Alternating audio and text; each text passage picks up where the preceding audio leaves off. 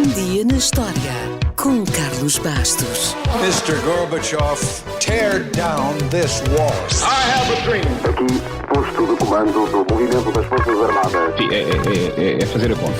Houston, we have a problem. Yes, we can. And now for something completely different. Foi uma personagem de ficção, mas o livro é bem real e, segundo o autor, foi num dia como o de hoje, em 1659, que Robinson Crusoe naufragou numa ilha deserta onde sobreviveu e prosperou durante quase 30 anos. Robinson Crusoe é um romance escrito por Daniel Defoe, que foi publicado originalmente em 1719 no Reino Unido. É uma autobiografia fictícia do personagem principal e é um dos livros mais conhecidos e mais lidos de sempre.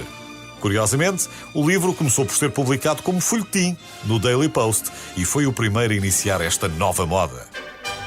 Os tempos eram outros, o marketing ainda nem sequer existia e por isso não é de estranhar que o título original seja, prepare-se, A vida e as estranhas e surpreendentes aventuras de Robinson Crusoe, de York, um marinheiro que viveu 28 anos sozinho numa ilha desabitada na costa da América, perto da foz do grande rio Orinoco. Calma que ainda não acabou. Tendo dado à costa depois de um naufrágio onde todos os homens morreram, exceto ele. Um relato de como ele finalmente, tão estranhamente, salvou num navio pirata.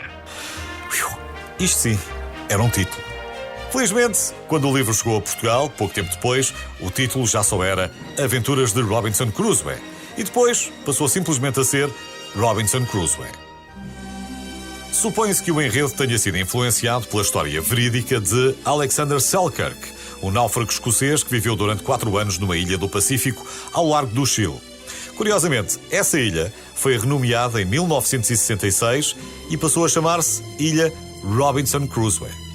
No entanto, apesar desta bonita homenagem, o autor descreveu a ilha fictícia onde Crusoe viveu muito mais ao estilo de Trinidad e Tobago, nas Caraíbas, a norte do delta do tal rio Orinoco, na Venezuela.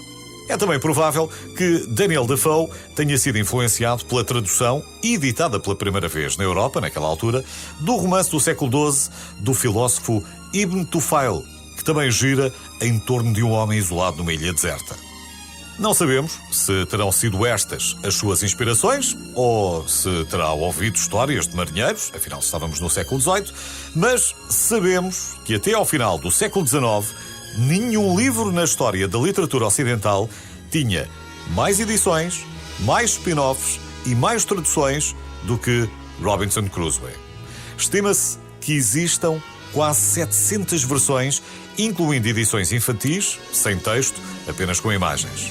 Quase toda a gente conhece esta história, nem que seja de uma forma superficial, mas muita gente não se lembra do início. E o início começa mais ou menos assim. Robinson Crusoe era um jovem que sonhava com aventuras. Os pais queriam que ele seguisse uma carreira estável, mas ele não queria ficar atrás de uma secretária toda a vida. Então embarcou rumo à aventura. Foi feito prisioneiro por piratas e foi resgatado por um navio português que o levou para o Brasil.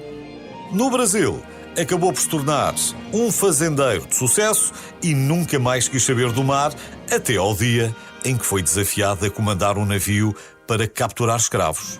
Se o fizesse, todo o lucro seria dividido com ele. Foi uma proposta irrecusável e lá foi ele.